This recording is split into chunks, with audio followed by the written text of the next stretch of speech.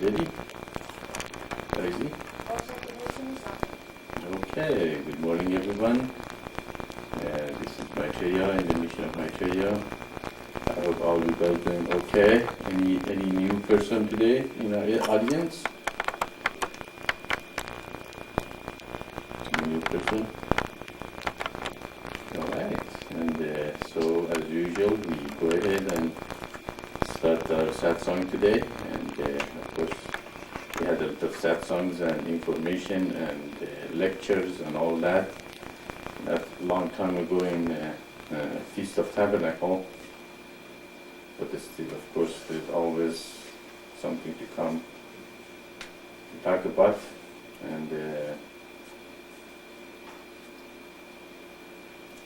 one thing we have to really concentrate on, the teachings and what to say are the Word of God and are the gems of life.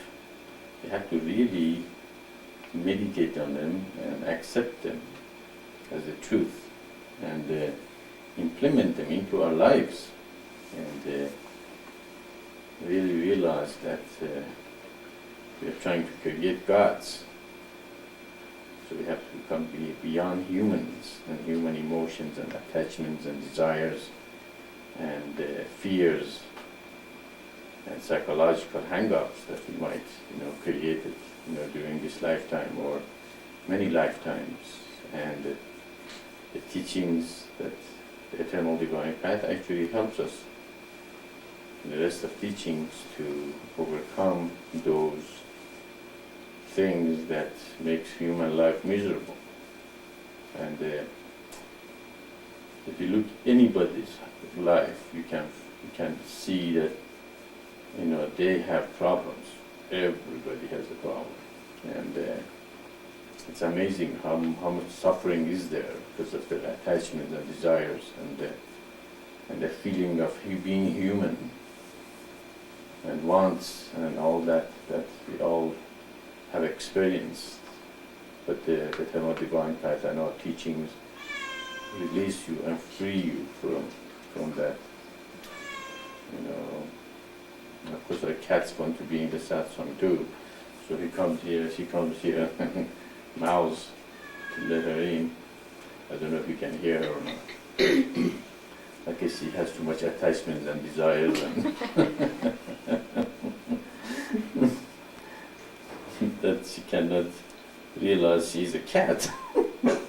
She has to wait for a couple of lifetimes before she can understand the satsang. Anyway, so we have to look at everybody's life. It's amazing how much suffering is there for that. And you solve one of the problem or suffering, they create another for themselves because they can just not live without it. They can, they don't want to come and learn the teaching, but they want the suffering to be lifted from them. How can the suffering be lifted and somebody lift it for you and you haven't learned how to do it, and then God lifts one problem out of our shoulder? We turn around and create the same kind of problem again and again for ourselves. And it's a pattern, that's another thing that I talked many times, that we have to meditate on the pattern of our life. Why we are always feeling unhappy, we're always trying to find a fault in our life or something that makes us miserable and feel bad about it, ourselves and our life, and then blame everybody else for it but ourselves. Believe me, all the source of problems, well, at least 99% of it is from ourselves. No one can create problem for you. The only thing you need is what? Physiological and safety need. That's all really is needed. After that, you don't have any problem. The rest should be put into creation of the commonness of light and bringing the kingdom of heaven on earth. That's all really needed. Physiological and safety needs in the minimum. After that, what do you need? Nothing. If I have a problem, I have created myself. If I have attachment and desires, That's my problem. Okay? I'm not listening to Maitreya and his teachings and still hanging into the world. It's okay. I'm not saying don't do it. I understand. It's hard. You know, we're all humans. Some of us more, some others less. You know, but we are trying to create gods, people that absolutely not attached and see a situation clearly as it is. Some situations you have a choice. You know, and you have to accept it and meditate on it. I'm not blaming, you know, if it's affecting you, it's okay, it's all right, but sit and meditate. See, what can I do about it? Do I have any choice? Can I help the situation? If you can, go ahead, sure. That would be great, you know. But if there is a situation you have no power over it, you have to just accept it. Say, yes, God, I accept the situation. And I say, yeah, all right, that is the way it is, okay. Can I improve it? All right, I'll then put the effort into it.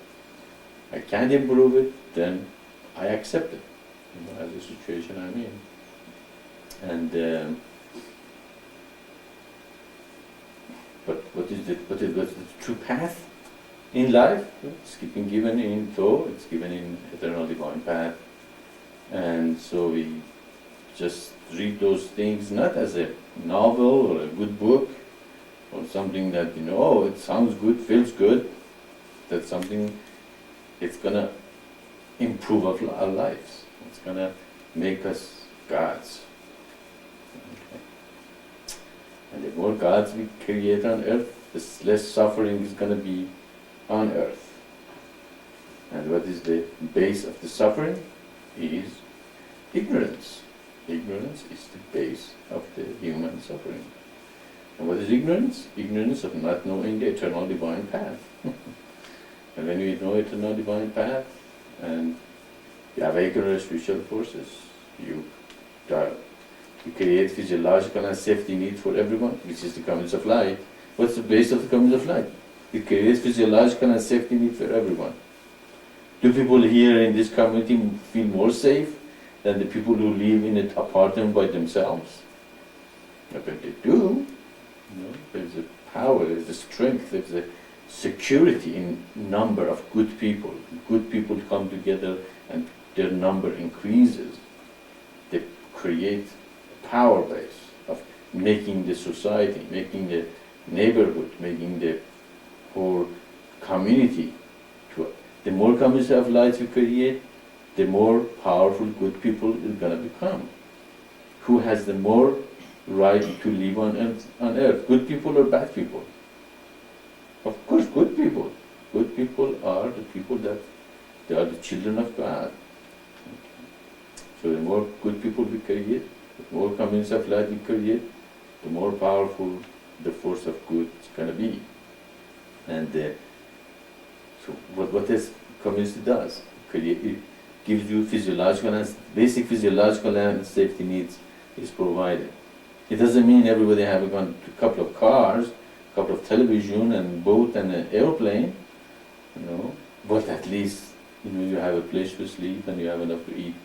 What's the rest? There's nothing really.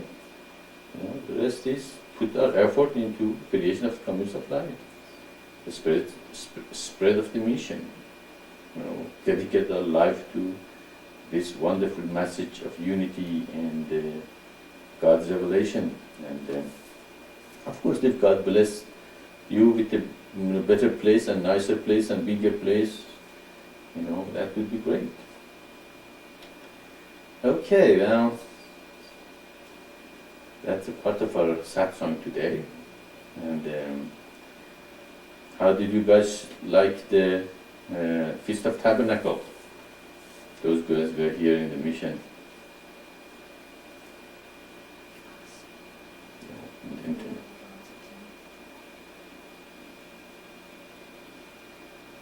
Is there anybody who came to the feast in internet?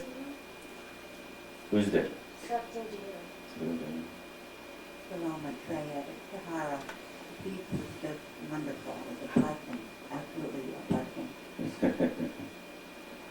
Great, great.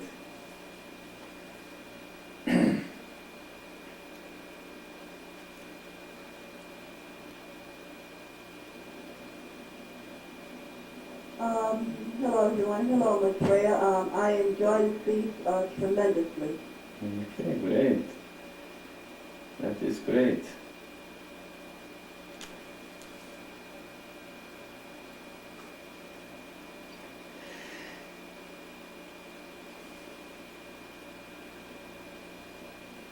Shakti Maitreya. I also enjoyed the feast so much. It was wonderful being with our family of God all together again. I want to thank everyone so much.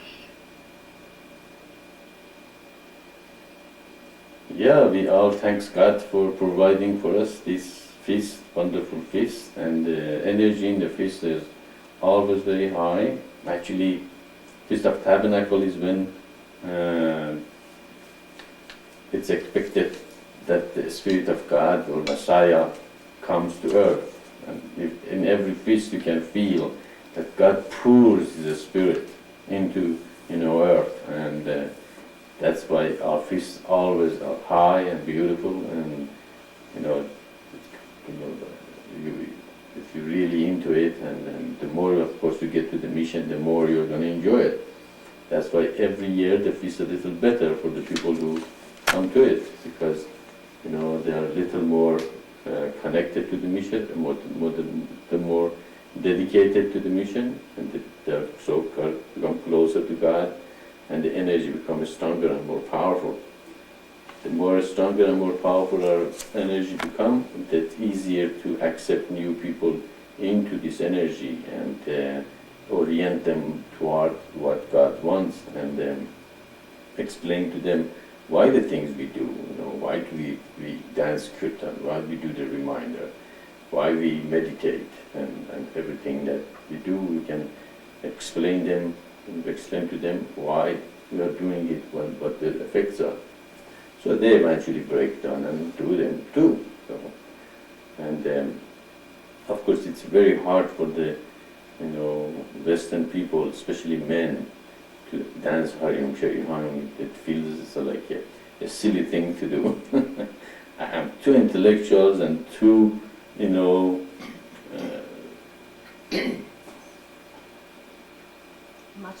macho, whatever, to break down myself and do that. Actually, that's how I felt when I studied on the Marga myself. I said, I'm not gonna do that. That sounds silly, And then I said, okay, maybe I'll do it one time. Oh, I like that. Okay, maybe I'll do it one more time. I'll do it, it's good. Really, you really enjoy, music, the dance, and all that. I'm glad you guys enjoyed the feast, and God also blessed us with a beautiful center here, and we really didn't expect to have such a beautiful center that God gave us, and I haven't heard anybody says that the center is not. Actually, I've said many times, if we had sat down and tried to make a map, what's called the one that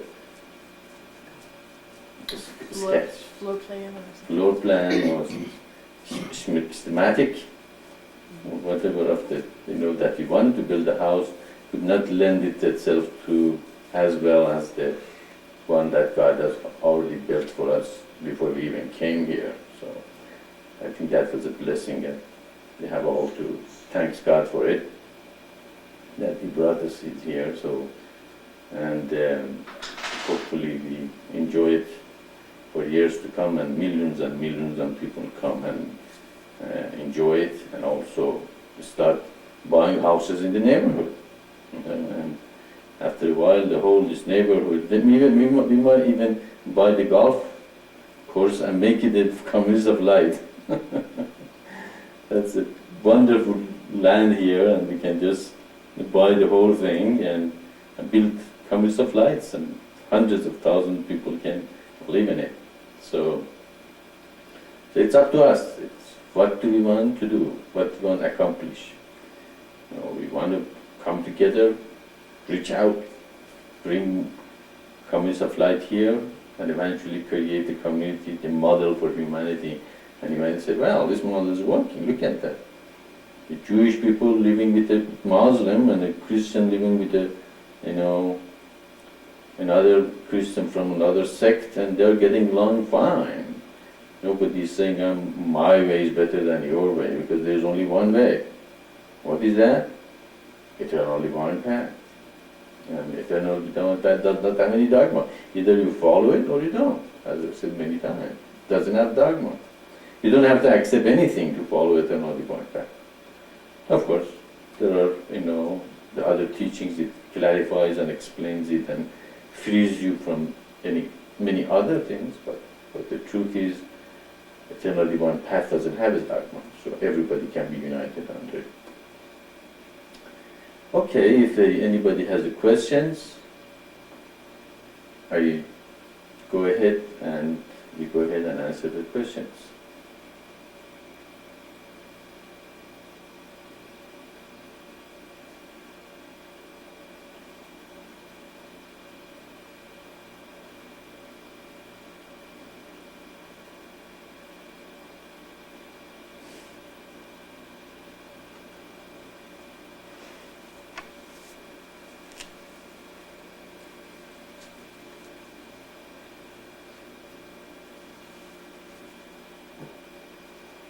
I had a question, Maitreya. Oh, okay. She woke me up. I'm sorry. That's okay. I had a question about, you have often said that no spiritual progress is ever lost. You have said that you progress, but you don't lose that progress. You don't ever lose that progress. But isn't it possible to fall back? Thinking of Judah. I mean, did Judah? I mean, Judah's purpose was multifold, because it had to happen also in order for the third seal to come, where we see that Christ was the symbol of crucifixion of the ego, and on and on. But I mean, in one sense, what Judah did wasn't a very nice thing that he did. So, did that affect his spiritual progress? Didn't he fall back? Mm-hmm. Yeah, that's a good question. Did Judah or fell back, or was Hitler a bad person? Or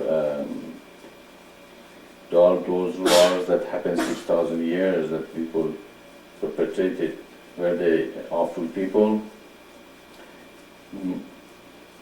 Probably they had some problems in their spiritual path that were used to do what they did. Okay? A person that is very high in spirit probably would not have done what Judah did.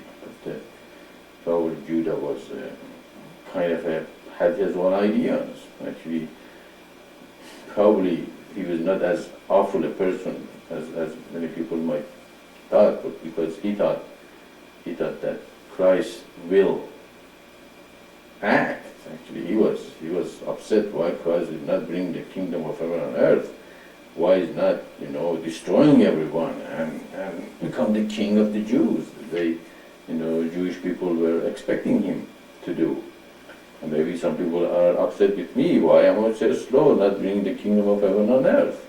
They want, maybe if they put me in a spot, maybe I act. And that was what he thought. He thought that if he bring the Christ to a point that he has no choice, he will use his spiritual powers and destroy everyone and bring the kingdom. That's why he put him in a spot. And that he thought it's going to destroy everybody. And of course it didn't happen the way he wanted. And that's why he went back to the priests and threw the money to them and say, no, I don't want your money. And apparently suicide because it didn't happen the way he thought it's going to happen. And that was his own ideas, his own way of thinking, that's going to happen. But if he's very high spiritual person, would have thought like that? Probably not, because he would have realized that God has its own way and its purpose and its timing, and everything is going to happen, and also what is good does it make if somebody come with all the powers and destroy everything and say, now the kingdom is here. That's become what? That's become a revolution, isn't it? The revolution, that's what revolution happens. Some people start being unhappy about the situation. Just we have it in Serbia. Just a couple of days ago, they had a revolution and they, brought down their leader. Do you think the next leader or their situation is going to be better? We had a revolution in Iran. Did they, get rid of Shah and brought democracy and thing? No. Now, some people say there are hundreds and thousands of Shah now. There was one before now.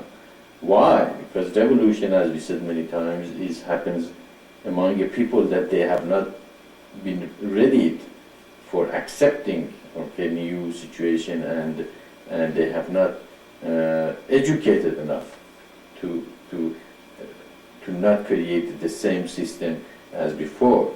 Okay, so that's why our mission is not revolutionary; it's evolutionary. That's why our teaching, based on teaching and education and awakening of the people to a realization that we need to come together, unified, create the kingdom of heaven, let's create the communities of light. Okay, if now I, force everyone to come to the communities of light, are they able to create communities of light? Probably not, because they all, each one their own ways and their own egos and their own things they used to do, and that's not going to work. Even in this community, everybody have to realize that it's a community of light. It's not a hotel or an individual, dwelling. Everybody should sacrifice and realize that they have to give in and forget a lot of, individual things that they would have done if they were living by themselves. So we can see that Christ couldn't do what Judah wanted him to do. Well, of course, Judah was impatient. He wanted thing gets done right away, okay, and so he was upset with Christ a little bit, because he wasn't doing what he wanted to see to be done, and that is why he put him in that spot that he did. Of course, it was also prophesied that that thing is going to happen. Christ is going to be crucified, so somebody had to be used to do the mission, to put Christ in the situation that he would be crucified. So probably Judah learned a good lesson in that lifetime. That God doesn't work the way he thought it should work. Okay. So he learned his lesson. The prophecy was fulfilled, and so in a way Judah learned a lesson. Spiritually progressed to a higher level for the next lifetime. And if you do any spiritual progress, it is in your benefit forever, unless Maya comes and gets you, okay, and pull you down to the world and to Maya, and you become confused and forget about the spiritual. And any spiritual progress you make is like a benefit you receive in your bank.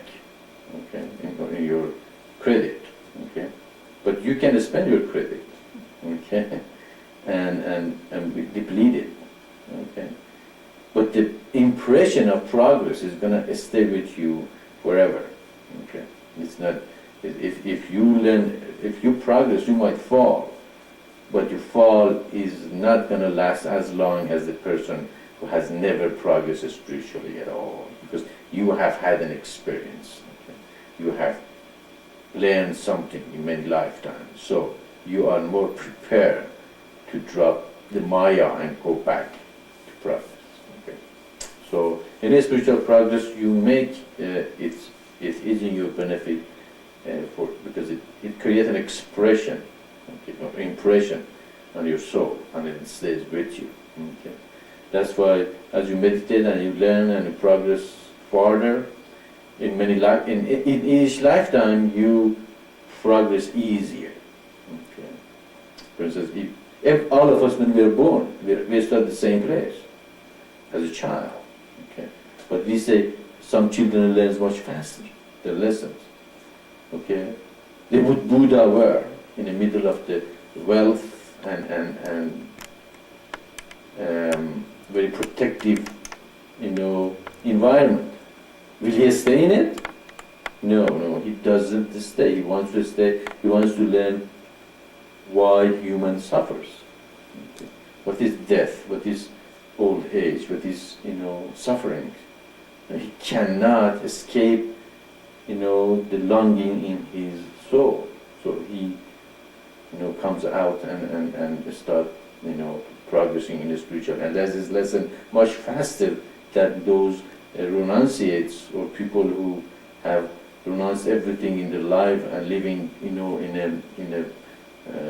lives in the jungle and naked and have forsaken everything in their life.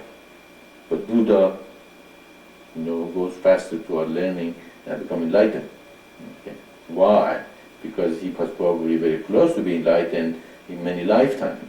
Now he become enlightened much faster. So we can see some people learn faster. Some people come to the mission, they are right at the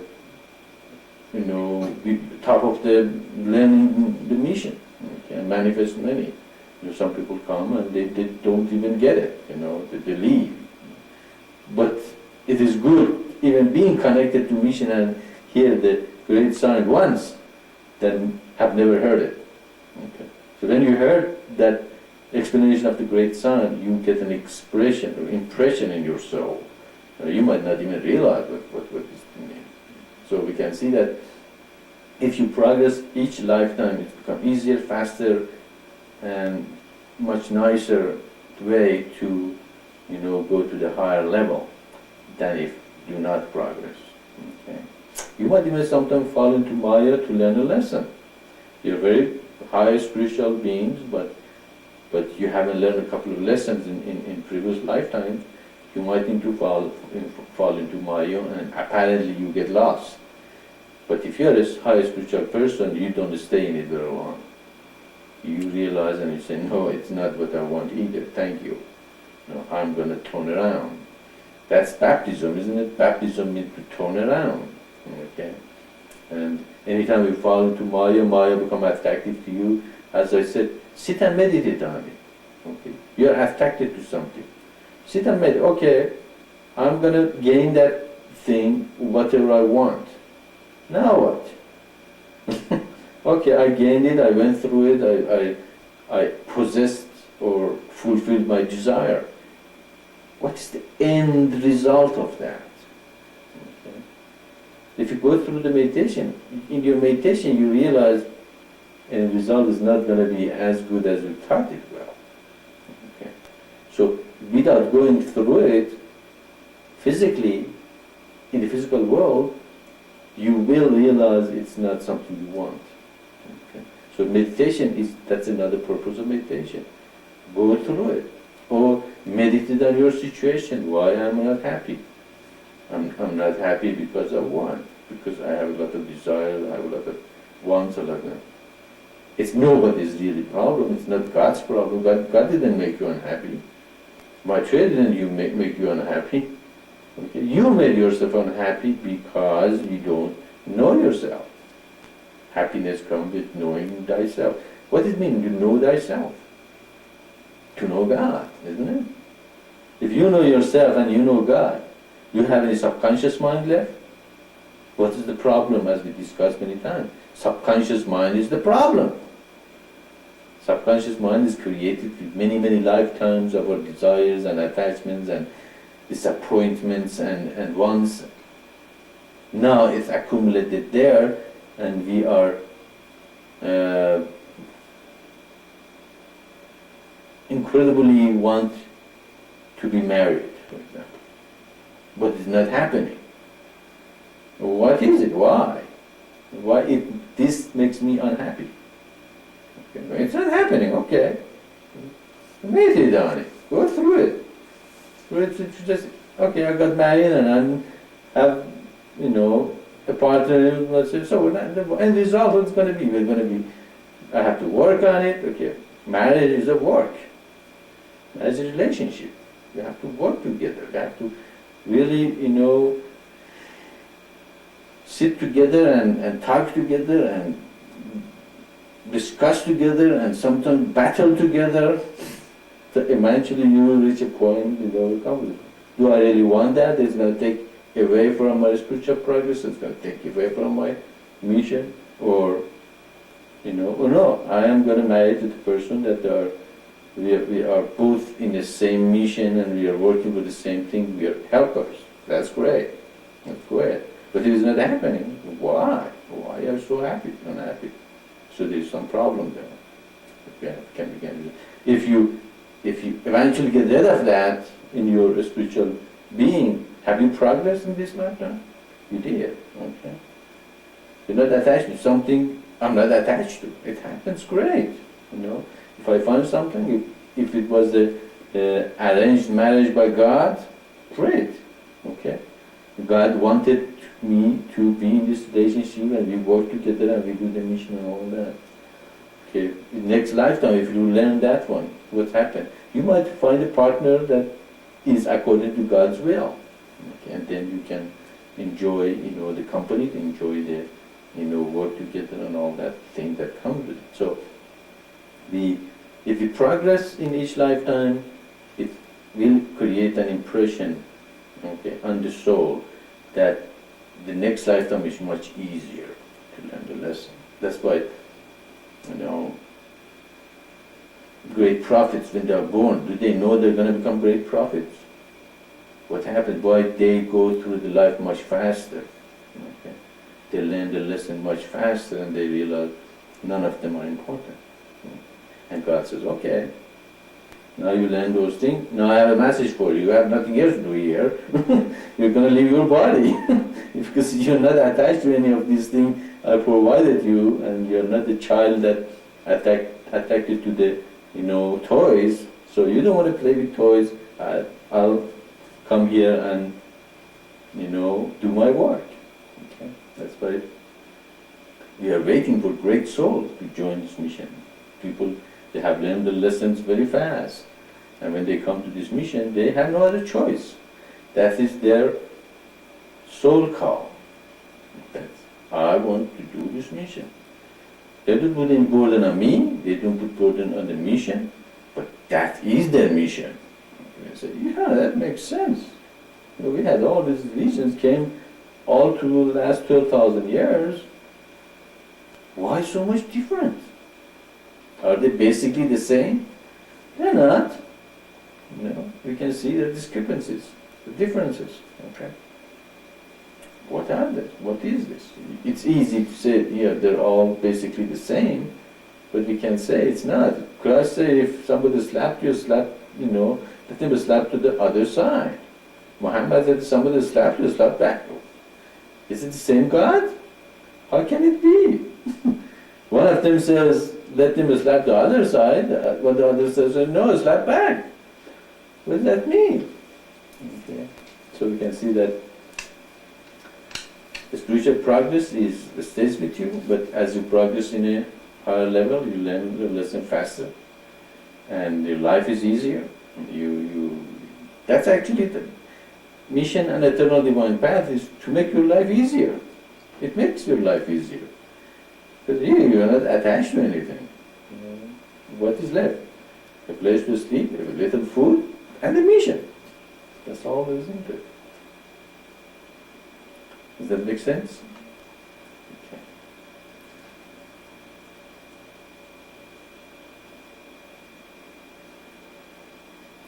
If no question, then we can just meditate together. If you have any question or anything you want to bring up, just jump in.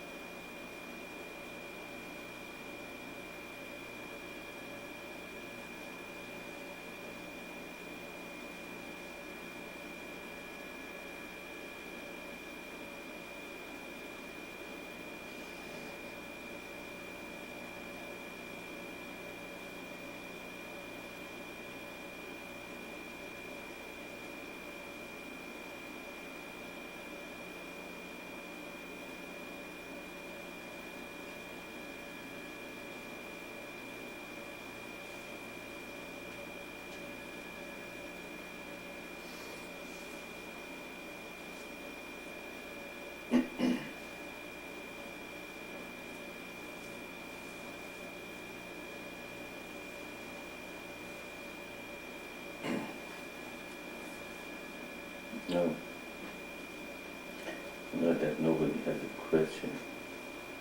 Oh, you have a question? Okay, Isaac have a question for us. Mr. Darwin at school, Mhm. the math teacher, the head of the math department, he's called Mr. Darwin. He, when he was teaching us how to do binary, he said that the people at that study the Bible are now saying that that the people back then were in base 7 instead of base 10. And so in the Bible, when it always says that he walked for 40 days and he went for 40 days, if you change that to base 7, it's 28 or 1 month. And then what it means is that all the 40 days in that is actually 1 month. What do you think of that? Okay, say it again. Okay, so the base was 7. Alright. The people that study the Bible now are saying that the people in Christ's time were using base 7 Mhm. instead of base 7. So 10. So it was like 1, 2, Base 3, 4, 9. 5, 6, 7, 2, 2, 3, yeah, you know what I mean. Mhm. And so if you change 40 to what 40 would be in base 7, it's 28. Mhm. And Okay. 28 equals 1 month. Mhm. So the people are now saying that every time it says he walked for 40 days or he ate nothing for 40 days, it means 1 month. Mhm. What do you think of that? Well, I have never heard any time in history that the base of any math was less than 9. That's the first time I'm hearing that there was a culture that the base of the math was 7. And I've never heard any culture. Has anybody heard any culture that had a base 7 math?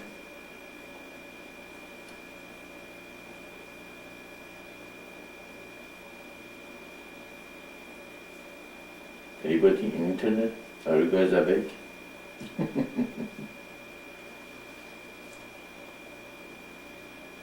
Just say no. Let me know I'll be there.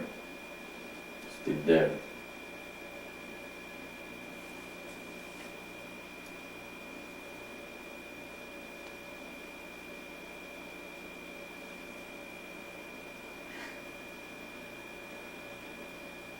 Hello internet, is anybody there?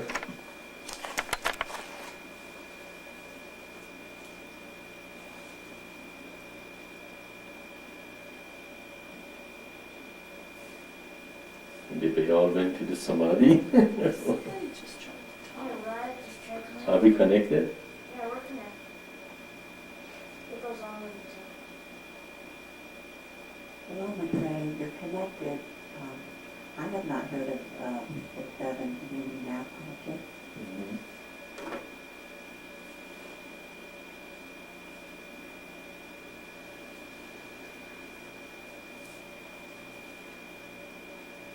I was unable to hear the question, so I cannot give an answer.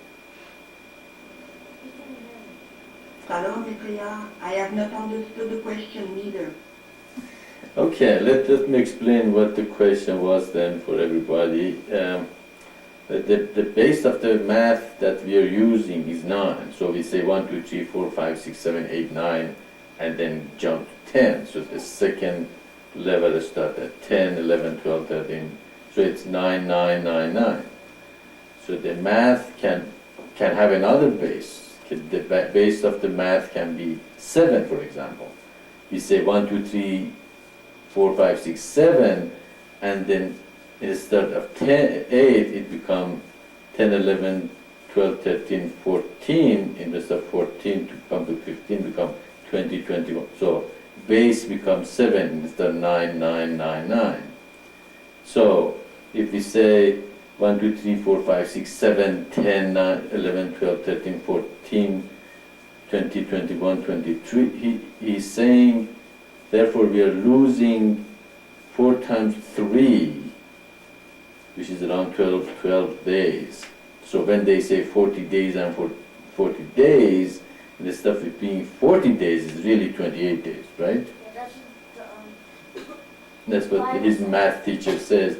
And some people, they are reading Bible, they are saying that is what God meant for 40 days, he meant 1 month. I have never heard any culture use the base of 7 for math. I've never heard any other culture use any base but 9. So it's the first time I'm hearing this. I was wondering if anybody heard any culture having, base, their math is base anything but 9. Did anybody understand the question now?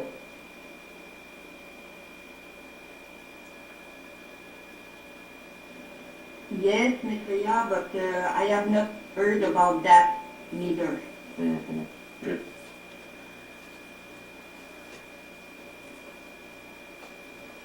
I have not heard that either, so Okay. All right. That's all I wanted to know. It's most of majority have not. You guys haven't heard either, have you? Well, I know the Mayan. I've heard the Mayan culture has a different system, but I don't know what it's based on. Yeah, it was absolutely different kind of a thing.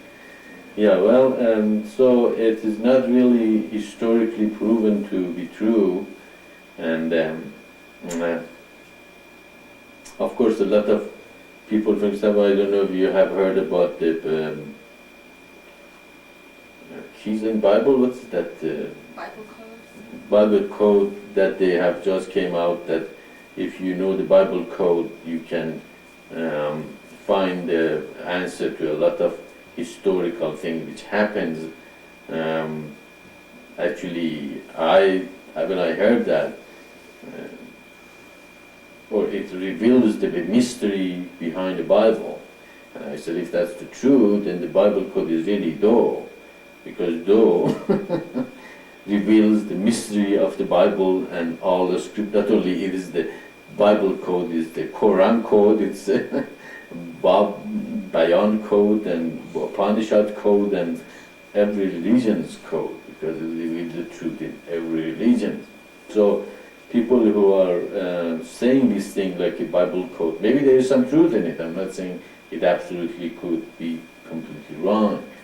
God can do whatever He wants. Maybe He did write Bible in such a way that if you put it in three-dimensional way, it might reveal a lot of truth. As many people say that pyramid, if you follow the pictures and the lines, there are lines in pyramid that the line goes on and there's some pictures there, and the people say if you understand those lines and the pictures, the lines shows the future, what's going to happen. Is the truth in it? Some people have studied it and that they have come with the idea, yes, there is a truth in it. So there's a possibility some people might have, tuned into the Akashic records, and in the future mind of God might have seen the future and have brought us some glimpse of it to humanity. But it's just like another power, another city. It's not important, it's not that big a deal. The greater place to live is here and now. And so this is this base of 7 also. There's another idea, and there's somebody came up just like a Bible key codes that there might be some truth on it, there might not some truth on it, but the important part wasn't how many days it is, but when it says 40 nights and 40 days, it means a long time. So when Christ fasted for 40 nights and 40 days, was it 1 month or 40 days? That doesn't make that much of a difference. The most important is that it is a long time that he was in the whole people, what else they did for 40 days and 40 nights in the Bible? Anybody remembers? Besides Christ fasting for 40 days and 40 nights. Moses went up into the mountain. The what? Moses went up into the mountain. Yeah, Moses went for the mountain for 40 days and 40 nights, and a couple of things in the Bible that refers to it. So did Moses go for a month or went for 40 days? No, it doesn't really matter that much. The most important is for a long time, and people that start getting worried about him or thought he's not going to come back, or something happened to him. And if I say I'm going to go to the grocery and go and don't come for a week, you guys start wondering what happened. Then I come and I say I went to the, Hemis and received this the 15 commandments. So it's a, you might believe it, may not believe it, but I've never heard about that. I don't know. And even your teacher is not saying that's true. It says people who have read the Bible say things the way it is. But historically, it's not proven. But even if it's true, doesn't really change much, I think. Yeah, I was just wondering. Yeah, does it make sense? Yeah. Yeah, I was going to ask a question. What was it? Sorry. That's okay. Okay, I opened my eyes too.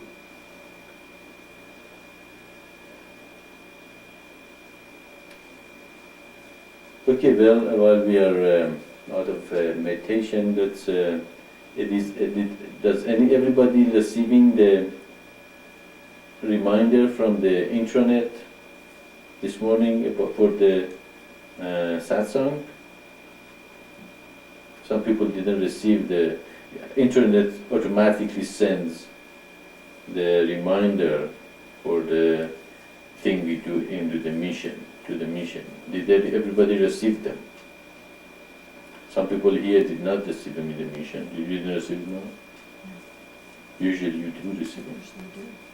You usually get it like a day before or something. Right. I got Not the French. French. Yeah, we got the French one. Yeah, I got the French. Maitreya, yes, I did receive mine. Okay. Anybody else who received or not received it? Maitreya, I received mine too. When did you guys receive it? The reminder. No. No, not the reminder. I think everybody received the reminder. Did you receive it? I guess for the Satsang today, this morning.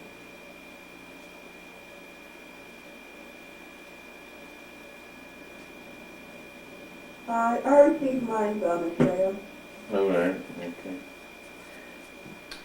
Said he got his in this morning. I received mine also. All right. Okay, sound like everybody received it. I'm like a check received it too. Okay. All right. Can somebody tell me when did you receive it? Did you receive it yesterday or this morning?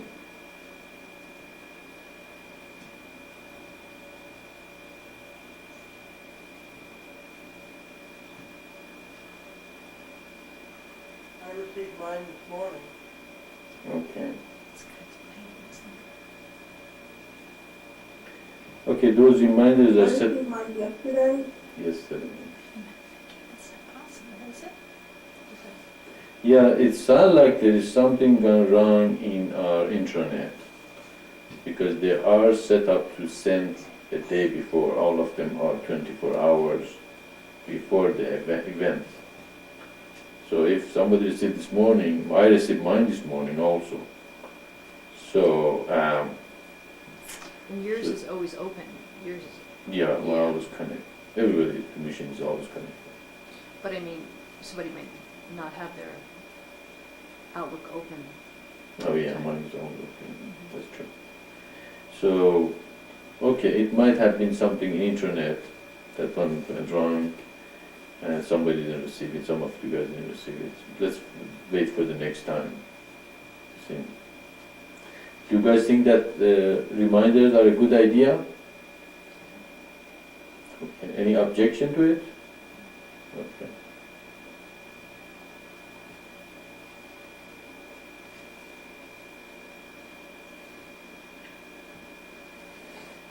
No objection, I think it's a very good idea, Maitreya. Okay. That's why I set it up in 24 hours. think it's a good idea, Maitreya. All right.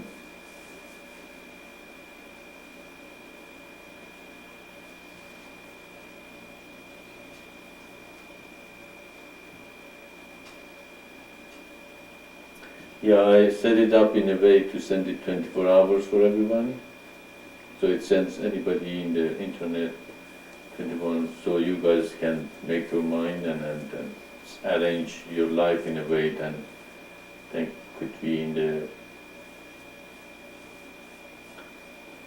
meditation conference. As usual, these meetings and meditations and reminders and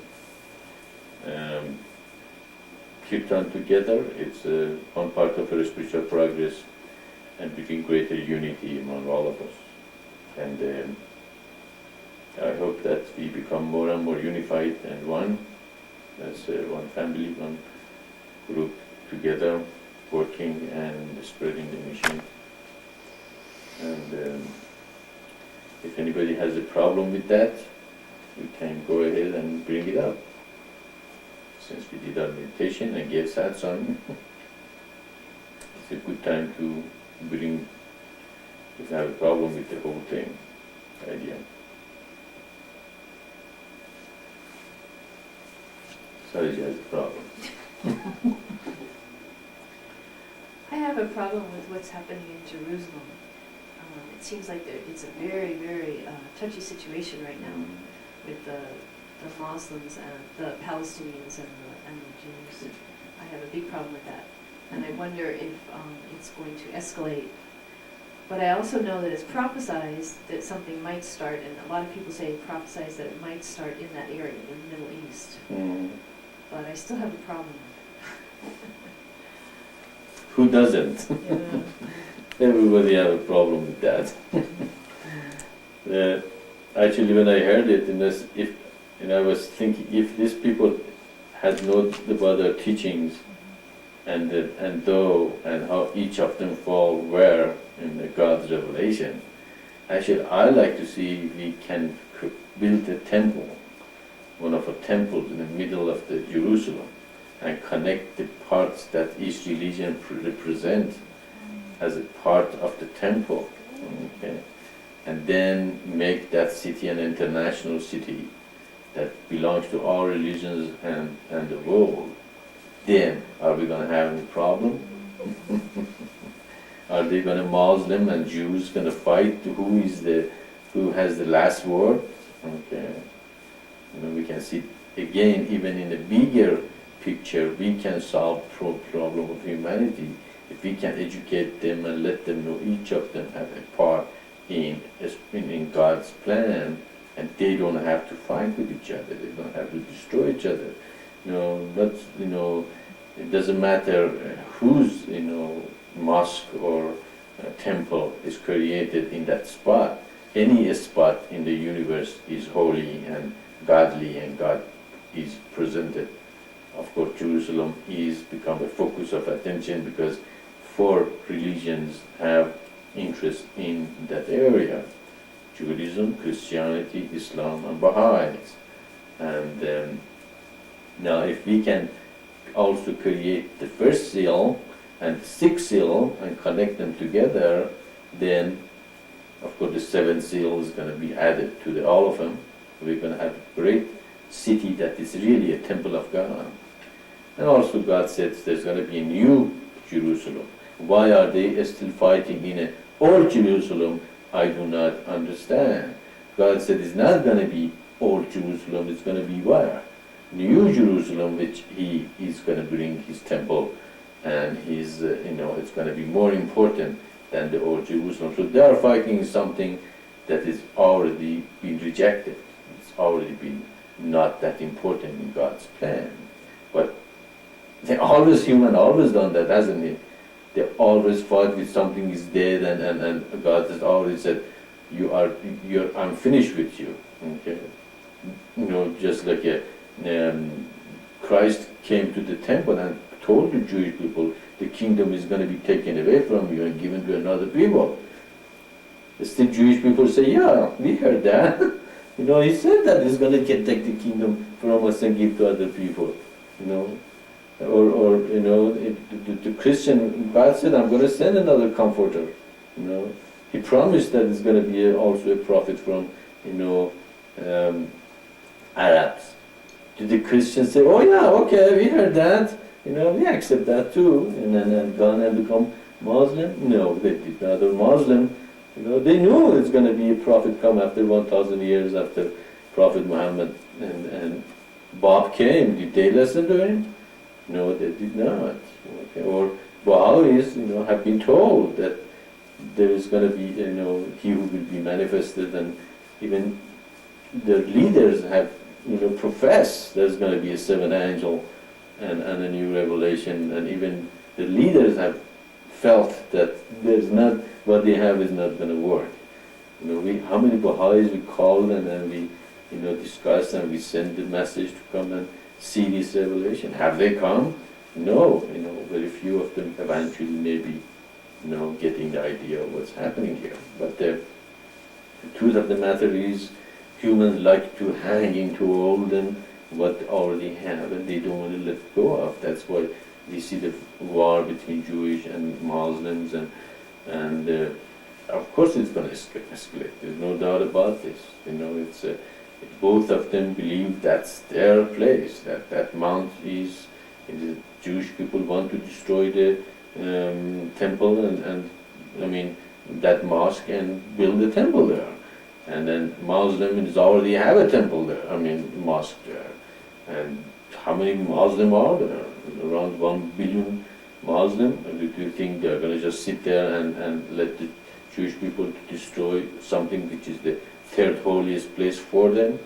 And if they do that, do you think it's going to be a great upheaval, among many Muslim nations? And our Jews are very, adamant. They want that place as a temple. Well, which one is correct? None of them are correct, okay? Because God says it's going to be New Jerusalem, okay? And New Jerusalem is where? It's a new land. It's in this area. This is a New Jerusalem, okay? So that's why I'd like to see our temple is built here in this area somewhere, and eventually humanity sees that Jerusalem is not that important. They don't have to fight for it. If you're a Christian, you can come to the New Jerusalem and enter the temple from the Christian door. If you are a Jew, you can come to our temple and enter it. Is it closed to anybody? No, it's open to everyone. Okay, and that's another problem with the Muslim. Muslims don't a little rigid about their holy places. They don't let anybody in. You're not a Muslim. You cannot go to a mosque. And if they find you in a mosque that you're a Muslim, you're going to be in trouble. Why? If it's a holy place, it's for everybody's holy place. Why don't you let Jewish people come to your holy place and see it and maybe they see something in it that they like. Okay? But if that's fine. If a Muslim come to our mosque and go through the surrender and submission door. If you're a Christian, go through the surrender, sacrifice. But when you go in the middle, are you a Jew or a Muslim or a Hindu? No, in the middle, all of you one. You're all humans. So you can see even answer to the big questions of political systems and bickering and destruction and old enmity is being solved in the mission. It is another answer for humanity not to destroy each other. That's why I'm so concerned that the mission gets going. We spread this mission faster. We get the temple built. We get the communities of the light created and manifested instead of getting to our own little problems and thinking about ourselves all the time and not getting with the mission and manifesting it the way it should. We have the answers, okay? We have the answers, but I'm not going to be able to do it by myself alone. The only thing I can do is to educate you guys and let you see the truth and the beautiful thing we have and how we can solve all the problems of the humanity. But it's up to you, really. Just forget about yourselves, okay? Just get on with the mission. Get on with this wonderful thing that God created and humanity needs it so much, right now. The more we, delay it, the more people are going to die. I'm saying it for the last 20 years, that the sooner we get this going, the sooner humanity is going to see they are one. Muslims don't have to fight the Jews don't have to fight the Muslims. They don't have, the Jews don't have to, be against the Christian or Christian against Hindus and Hindus against Buddhists. It's all a part of God's plan. You know, we have a message, we have a hope for humanity here. Okay, but I can't do it by myself. Okay, and if when we go to the street and how many people can I reach? You know, God has made it in such a way we reach billions. You know, with our website, millions. Of course, the more we spread the mission, the more we get communication, the more people are going to come to the website, the more people are going to see the message, the more people are going to realize, oh, maybe these people have a message, something for humanity. So we can see that we have the answer. We have come. You know, God has sent the revelation to humanity that they are unified. They don't have to fight. But if we do not do our responsibility, we are a part of suffering of humanity. Okay, because we have received this revelation. We have given the answers. Okay, you know. So we should not space it out. We should not just sit there and think about myself all the time. No, you have to answer. You have great responsibility. If you do not, come to this call, okay, then you are resisting it. Okay, then you are bringing suffering to humanity. Okay, that is my concern. That is the thing this mission has. Okay, we have called for action. We have called for getting involved. We are called for solutions for humanity. Okay, so forget about those little things happening in a thing. You sometimes think I don't care about you or about your problems. But as I said, our problems are so small compared with what we have. Okay. Can I get this message out correctly or what? What is that? What is it that this message is not getting to humanity? Okay, we have the answer to the question. We have the answer to problem on earth, and we are the people called to manifest it. Okay. So if that's fine. If you don't want to manifest it, that's fine. Somebody else is going to come and manifest it. But know what you have, what you receive. So the problem of the Middle East is an old problem. It's something is based on a human ignorance. Okay, we are not ignorant anymore. Okay, we don't care if you are a Jew, a Muslim, a Christian, a Hindu, a Buddhist. As far as we understand the eternal divine path, as we understand the revelation of God, realize God sent all of them. You're our brothers and sisters.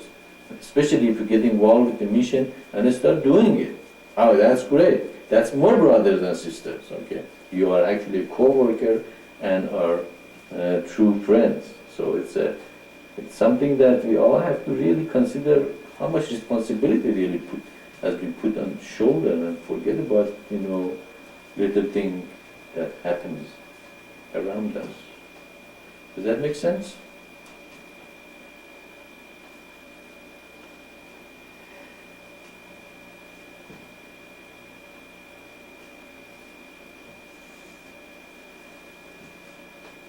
Maitreya, that makes the ultimate sense.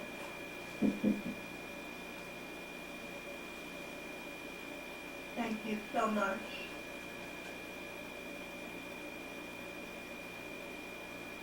Thanks God that blessed us with such a responsibility, with such a revelation. There's so much truth in this mission. It's amazing, that He blessed us with, so much reality, so much answers. No wonder you guys don't have any questions anymore. All has been answered. You're home, When are you home? When you have no answers left. No questions left.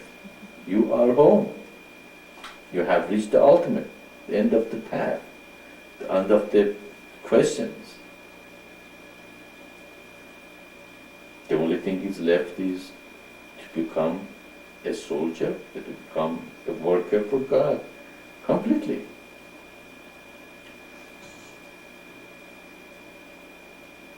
Not your way, but God's way. Remember, okay? Your way, okay, you want your way, then take your way and go. But God's way means you are His servant. You are His soldier, you are his worker. You belong to him. You do not belong to yourself anymore. You belong to God.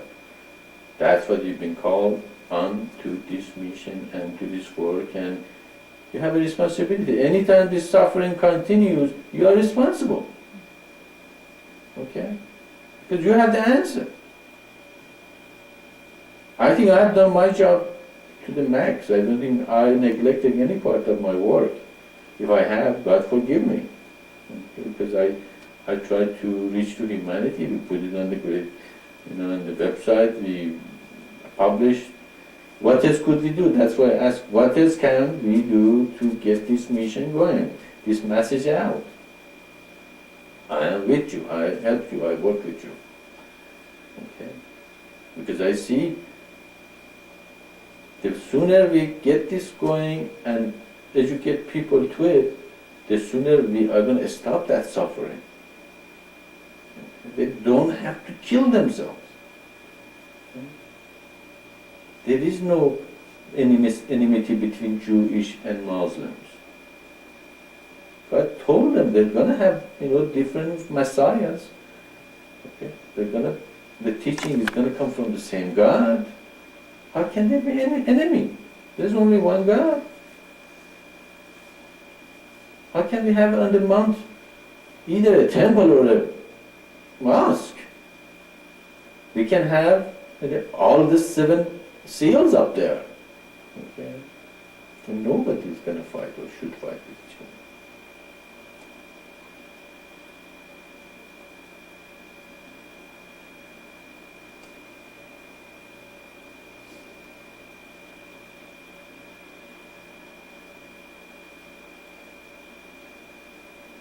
If it doesn't make sense, tell me. It doesn't tell them, Maitreya, it doesn't make sense what you're saying. Okay? That's okay. I'm open. But if it makes sense, then meditate on it. Meditate in this mission is not a killing thing. Okay? It's not something, oh, it feels good, let's stay in it, or it doesn't feel good, no, we're not going to stay here. But it is a responsibility. It's great responsibility when you join this mission.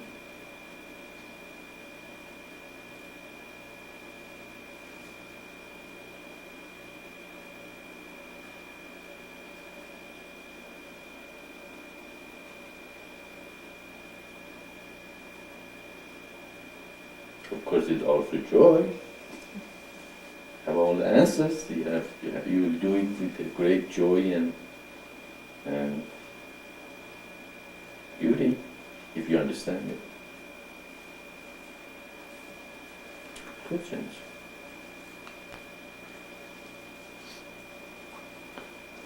The question, I like to ask the question: how we could have helped serve with the mission?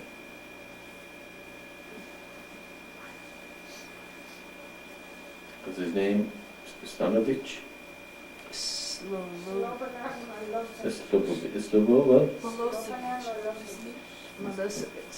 Milosevic. Milosevic. Okay. How could we help those people if they knew the mission?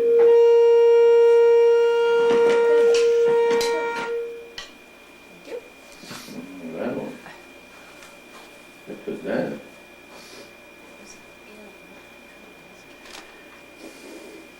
that's the devil.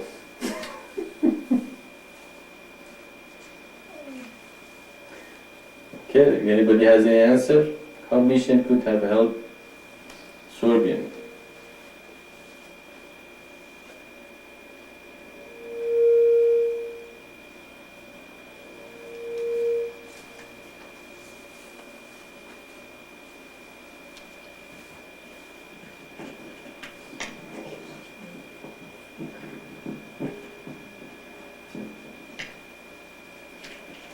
That's working much better. Isn't it? Oh, much.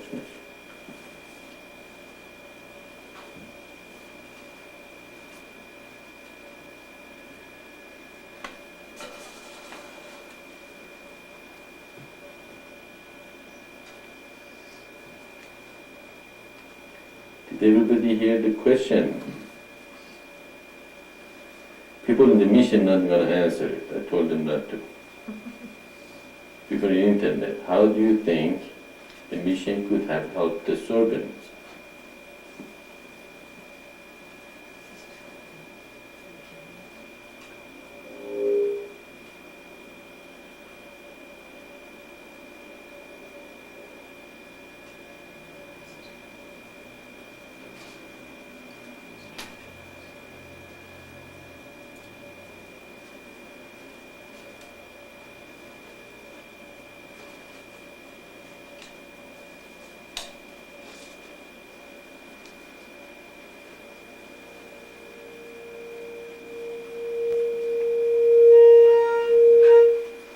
Turn that one down. It's a mouse.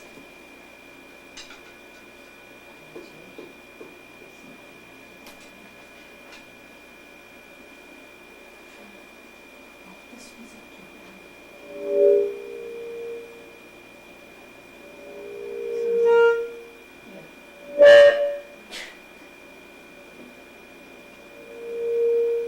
It's one of the best pictures.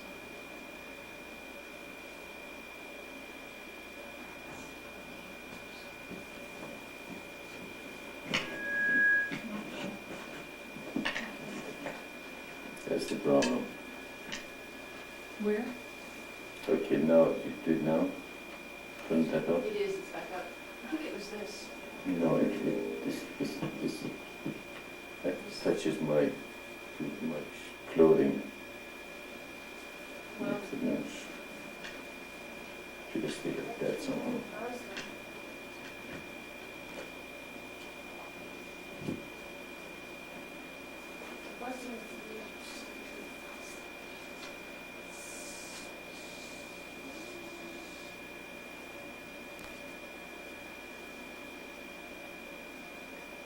Guess nobody wants to answer the question, huh?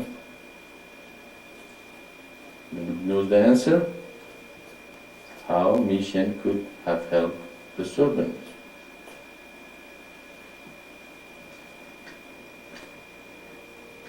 no, again, that's, No, see, when I bring this up, doesn't do it.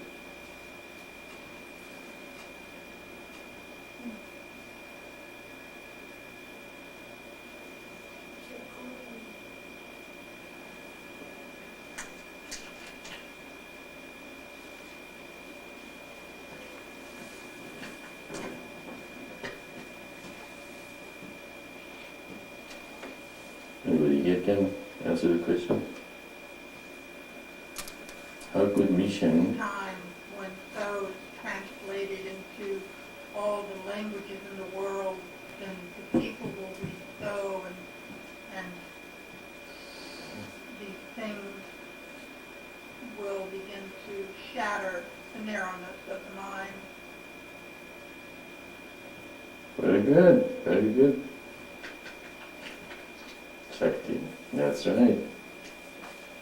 What's the narrowness of the mind of the servants?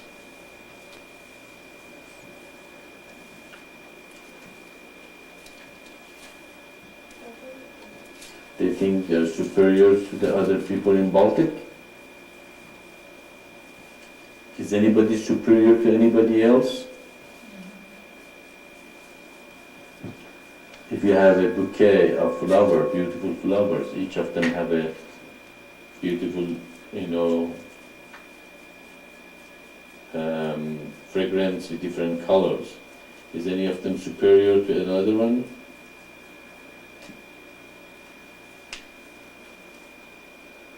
So each humans have a special color, a special fragrance, or maybe some flower in a bouquet are a little prettier. Okay, or a smell a little better.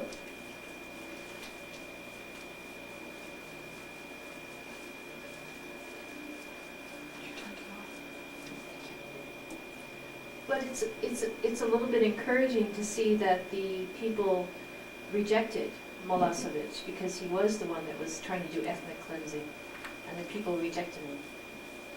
Yeah, that is a good thing to do, but we will see if they replace him with anybody else that is not like him. In my experience, usually the leader of every society is a reflection of that society. Okay?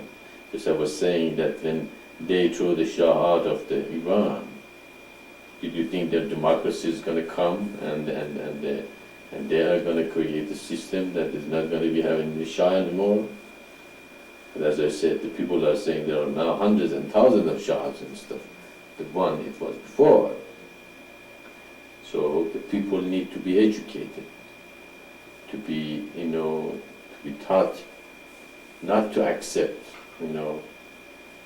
few leaders that take advantage of the majority, to learn democracy and comings of life and reject the, dictatorship and all those things that destroys the society. But also, society should become educated, not become chaotic, and accept everything goes, and create Sodom and Gomorrah because they think, they have the, democratic system or ability to express their opinion. If an opinion is not according to God's will, is it good opinion? So those opinions, should not be accepted as freedom of, speech. Freedom of speech also have to limit, or freedom. Freedom does not mean chaos. That the founding father never meant freedom means chaos, and everybody can have opinion, and everybody's opinion, worth the same as everybody else. There are some opinions that, is not, that important. So we can see that there is such a fine line there between democracy, chaos, and dictatorship. So the middle path again, we have to go back to the governments of light and the word of God. Then anybody has individuality in that framework, it's welcomed. That is real freedom and democracy. Do you know something?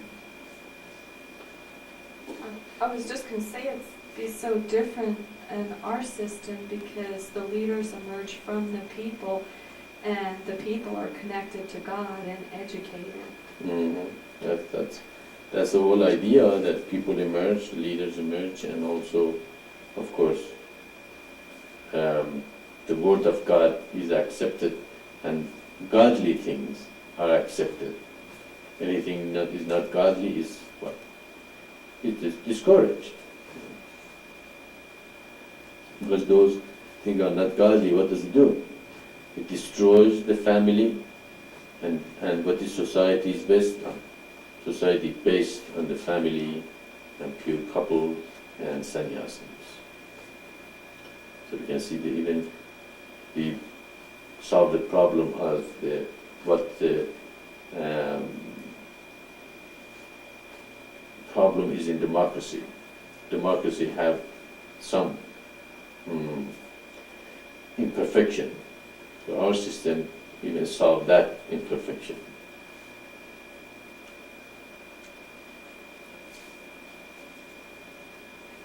Bon, I was just get wondering, closer to the, Hello? yeah. I was just wondering, what is the internet penetration in those areas?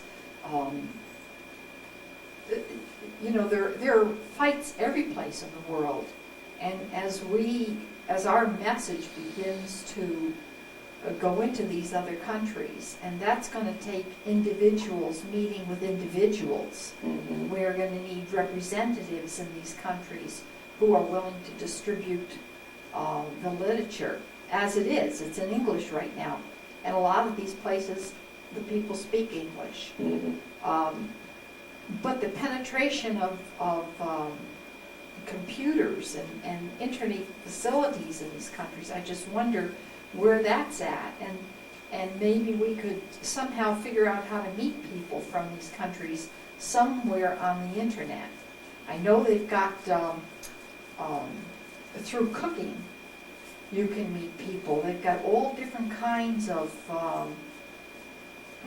news groups on cooking, like Iranian food or Jewish food or whatever, and these people are coming from all different countries. Maybe we could meet them in this way and talk to them.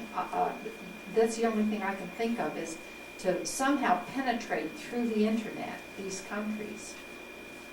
Well, that is what we have, the contact people, and the through contact people we can distribute our literatures and translate our literatures to the languages, and also we have the dedicated people, the sannyasins that will travel and connect these centers together and eventually find sannyasin in every language and every nation that they can tour their own countries, and not only that, they also learn English and encourage people in different centers we will have to translate our materials to their language. And that is why the role of sannyasin are so important.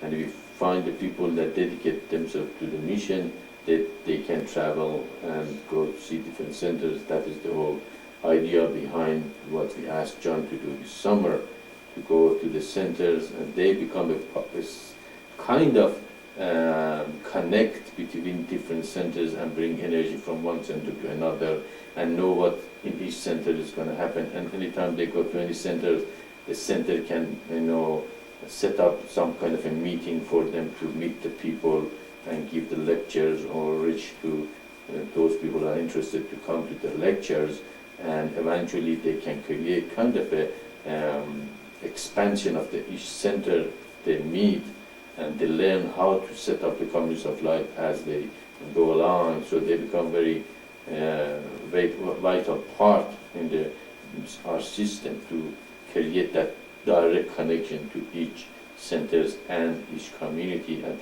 of course it expands, more and more centers going to be created, and more sannyasin going to go all over the world, and eventually we have a network of this kind of the people that they also learn each other's language, and eventually hopefully they can do a lot of great things on earth. And also of course, after the thing translated, we like to have our website translated to every language, and have the website in different language. We have in French now, and even the French expanded, have our literature translated, have in Spanish, in Portuguese, in Arabic, if we get the Spanish and Arabic added to our website, we have almost 3/4 of the humanity, who can really see what French. There are a lot of people in Africa are French, so they can be connected. So it's all over, outreach to humanity. Of course, if you can also meet people in an internet in any way that you can reach yourselves individually and spread the mission, that's great. But the overall vision is to create the communities of light and send the sannyasin to different centers and all that. Yes. Does that make sense? Okay. Sarji. But it's really unstoppable with the way that the world is going. Like China is opening up now, and so there's going to be a huge influx of computers and technology to China and other areas that are opening up. And so there's just no way that it can be stopped because of the way the internet is. Like somebody like Bulgaria, even though there's no center in that area, even though there's no thos in Bulgaria, she's able to go on the internet and pick up the mission of Maitreya and understand the eternal divine path just right in our own home. I mean, it's just unstoppable. That's right. We just received an email from a person from Bulgaria that she's been reading Doe and doing meditation, Harim Sharian, and she's very interested in it. But we don't know how much the political, climate is in Bulgaria and how open they are to, especially Russia and China. They are spiritually starved, think they have been communism. It's going to be very hard for them to go back to Christianity or Judaism or whatever religion they had before. It's already almost destroyed for them. So they really are looking for something new. So it's very fertile, ground for, a new idea or new teaching. Even in China, that man, the person the government is against now because they have so many followers, even one idea like his, which is not that big a deal compared to what we have here, it's spreading like wildfire. But if we can reach to China or in other countries, they probably love the teaching and would see that it's a one step even greater than what they had as communism, and they thought they had a big great idea. Other questions?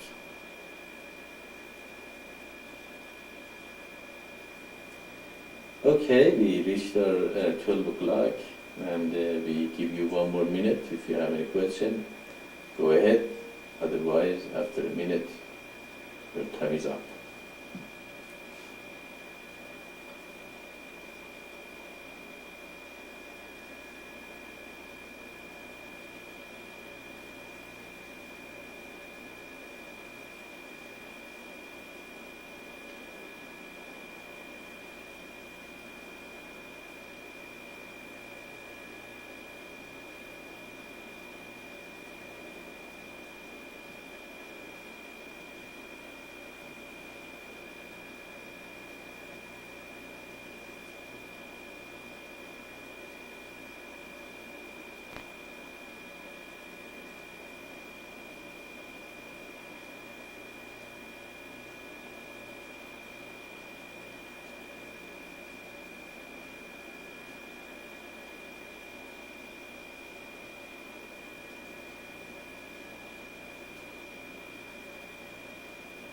Okay, then, well, the answer to question about the Bosnia was that, they would not be prejudiced against everybody else, and they expand their mind, as Shakti said. So this is our time together. I hope, we have learned something today together, and again, participate in the activities of the mission. That is a part of our spiritual progress. Make your life and arrange your life in such a way to be in those activities with the rest of the divines. And spread the message, reach out in your community in any way you can. There is communities of light, become sannyasin, travel and connect the centers together, create new centers, reach out in any way you can, and let us help humanity stop this madness. Have a good month. Salam.